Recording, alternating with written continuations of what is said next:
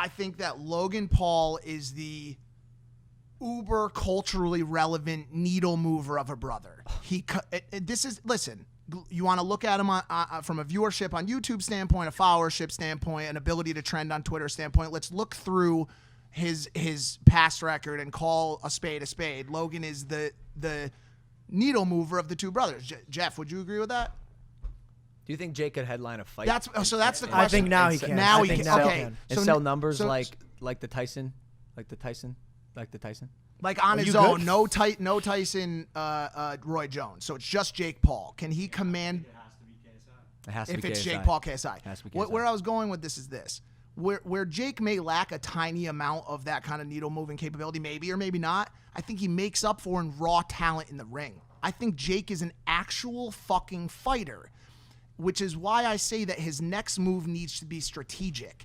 I think if he takes the next right fight, whether it be KSI, which is what I think everybody wants to see, in a brawler, an unconventional fighter who has proven his ability to go 6 rounds and not go down and leave the fucking fight, a real fighter, or whether it be a combat sports veteran like Dillon Dannis, I think what Jake gains from that is... Easy with a veteran talk. Okay, whatever. Some experienced. At combat sports... Can I say experienced? You could say combat sports guy. Okay. I think what Jake gets from that fight is ESPN true sports credibility. I believe that is the fight that gives Jake the credibility in the sport of boxing or in combat sports that he desperately needs. I don't think anyone wants to hear shit about a Jake Paul Conor McGregor fight right now. I don't want to hear about it. Hold on. Jake came on the show and he said himself, yo, in 36 months. Well, that's a big difference. That's 3 years. That's what he difference. said. He didn't give a timeline in his post-fight speeches. Fair enough. He said in 36 months when I continue to train, and again, he'll have that exponential growth as a boxer, as a combat sports athlete. He'll get stronger. He'll get smarter. And guess who's going to get older and slower? Conor fucking McGregor. Yep. So we all laugh. No, I'm not laughing. It's all funny and fun and games and ridiculous that he's calling out Conor McGregor, but the kid is not yet seasoned, and he's going to become seasoned. I said the scariest part about this thing is he's just getting started. Both of us are. Both of us are. So when he gets in the ring with Dillon Dannis and beats the shit out of him, which he's will. going to, DC, Daniel Cormier just say, yo, Dillon's going to get beat up. Either of us, Dillon or any MMA fighter who's like, I think Jake has the same amount of wins as Dillon. Oh, really? In the respective sports, like, bro, he's not even a fighter; he's just a guy. So just to cap that really quick, I think that, and you had put out a Instagram story post fight that said Jake had solidified his legacy in the sport or in the space as a result of this fight. I believe you're one fight short. I'm drunk.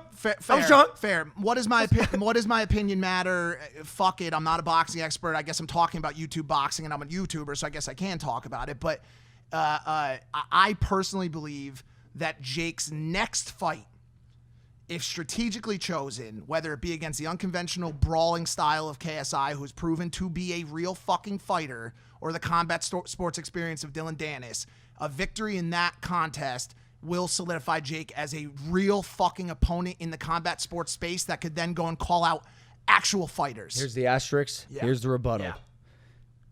Most boxers, professional boxers, have been boxing their whole life. They've had a lot of time to get your 100 amateur fights in, and then you turn professional, and then you pick your opponents smart, get your knockouts, fight the tomato cans, the people who suck. You build up your resume and your roster so you become the prize fighter. Is that how it always goes? Usually, though? Like when if you have a Golden smart Gloves guys from Philly. If you have a smart manager or someone guiding you, like, bro, Ryan Garcia is very specific and strategic about who he fights, and he's gotten a lot. It's the strategy. He's gotten a lot of shit for that. It's the strategy, but he's taken on the fighter that a few of them that people said, oh, if he beats this guy, he's legit. Like Ryan's beat the stigma, and he still gets shit. So check it out. Jake was thrown into the sport 3 years ago.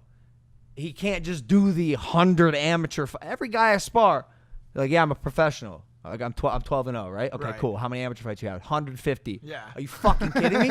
Jake doesn't, or myself, we don't have that opportunity to practice per se and build up that resume. Everyone's looking and expecting you to be at the top level right away. Right. No, I have no problem that Jake fought Deji and then Gibb and then Nate Robinson, and he's just building up a resume and a name for himself. And if he keeps this streak up, He will be fighting for $100 million one day. Okay, so are you prepared to, in a sober way, award that legacy level Solidified credibility? The beginning of his legacy, Okay. I will say. Okay. It's fantastic. What do you see knockouts like that? Insane, and he clearly has the skills. I wouldn't even call them raw skills. They're refined skills. No, he's a dog. He's a boxer. He's a dog. I just personally think he needs to fight, and no disrespect to Deji or Anderson Gibb or poor Nate Robinson. I think he needs to fight a non-scrub, not a scrub. That's a poor term, but not a novice fighter. He needs to fight a real fighter. Now, let me ask you this question. If I or other people have a problem with Jake going 3-0 with YouTubers and then pushing to Conor McGregor, why is it okay for 0-1-1 Logan Paul to fight Floyd Mayweather? And I ask you this question with a bit of an agenda on my side. I think you have already put in the paid your dues in the actual fights department.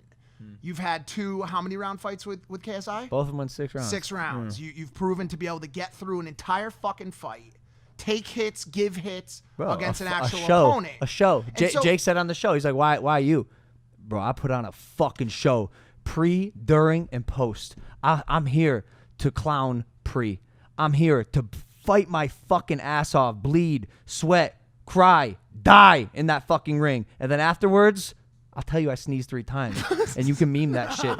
I'm here for all 3 of them. And just, I think the way I carry myself maybe lends itself to a bit more, like, I don't know if as many people are watching to see me get knocked out. Maybe in the past, maybe now. I don't fucking know. Now I think a lot of people like the idea of Jake knocking out people, and he clearly knows how to carry a show from start to finish. He did a great job. He's great at it. Great job He's great at it. Going and post. But I think the one speed bump that he needs to hurdle is this idea that when he comes to a fight, he's not going to just wreck the person in the first round. Like at some point, you got to take a fight, especially if you want to step it up to a place where you're calling out actual combat sports people.